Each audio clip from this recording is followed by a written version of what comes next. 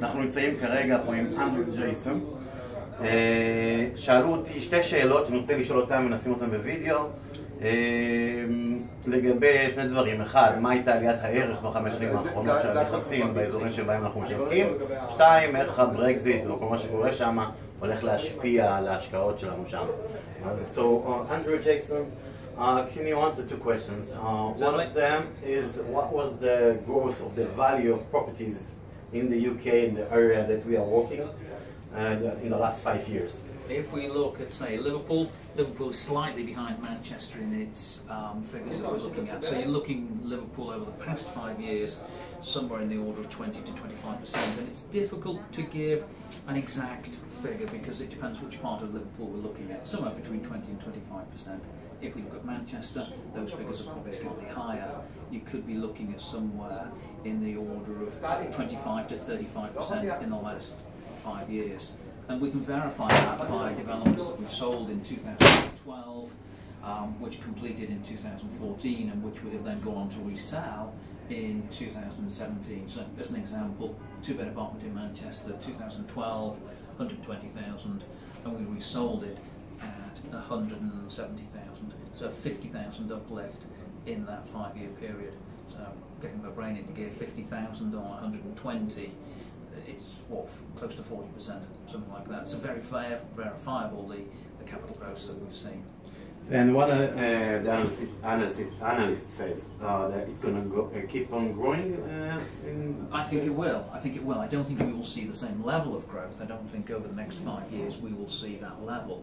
If you look at the reports that Jones Lang, LaSalle have produced and Knight Frank, it's probably going to ease from Manchester to sort of 20 to 25% over the next 5 years. So Manchester's going to ease slightly because it's seen a good proportion of growth. And Liverpool with all the... Liverpool will be similar because it's got a huge amount of investment coming into Liverpool with the likes of, say, the Deepwater Port, the second Deepwater Port, the cruise ship terminal. When that terminal is up and running on the Three Graces, by the Three Graces there, we will see 160 cruise ships per annum coming in, and that tourism will generate employment.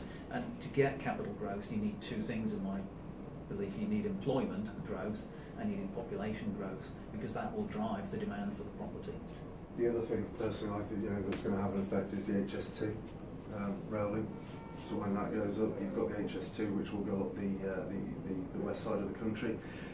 So you're going up sort of past Birmingham, Crewe, and then over to Manchester, and certainly that's going to have a massive effect on times down to London, which will then bring with it jobs, employment, and property values going up. So popularity in the area, ease of access to London.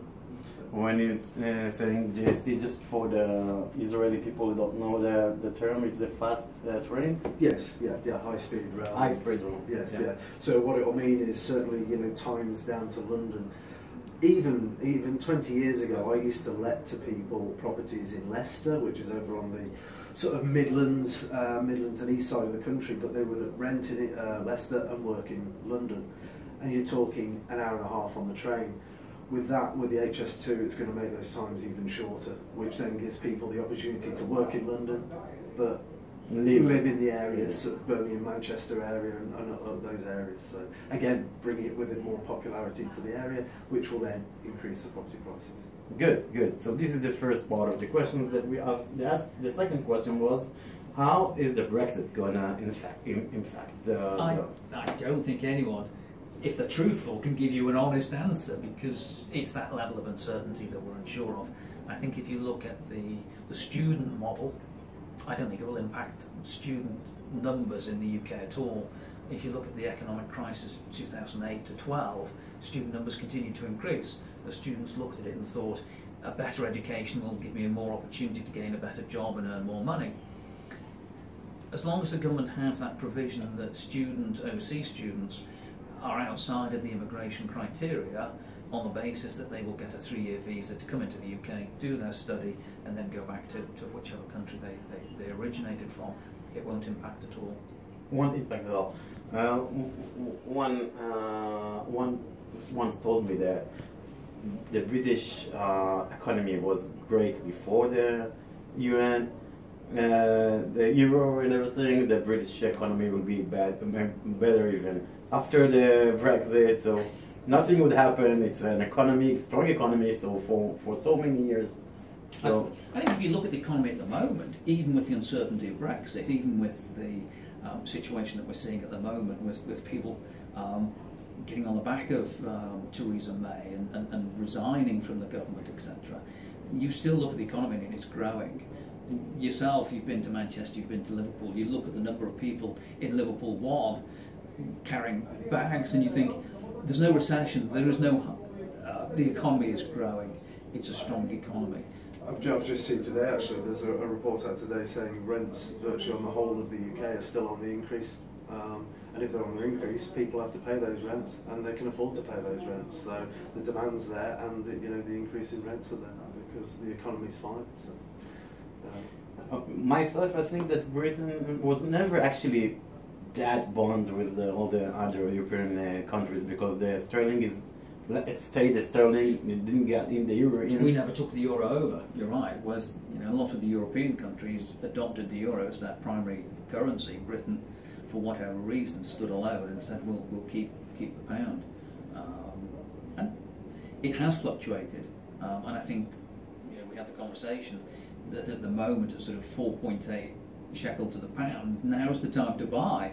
And going back to probably the Brexit vote, it was quiet 3 weeks before the vote, or the referendum, and about 3 weeks after. But thereafter, we saw an awful lot of Chinese, an awful lot of Hong Kong clients gone back into the market and buy very heavily, because against the Hong Kong dollar and the Chinese yen, the pound was it was cheap, and they bought strongly on that. And I think those people that bought in 2016-17 have seen the benefit of it. And I think if Israelis buy today with the strength of the shekel against the pound, they will see good returns. Just as a company as well, we've just had probably our best month ever. Yeah. Just in the past month, as far as people purchasing investment property. So it just in itself goes to show that the uncertainty of Brexit isn't there in the actual marketplace. So. Good. Okay. Thank you very much. You're welcome, Abby. You're welcome.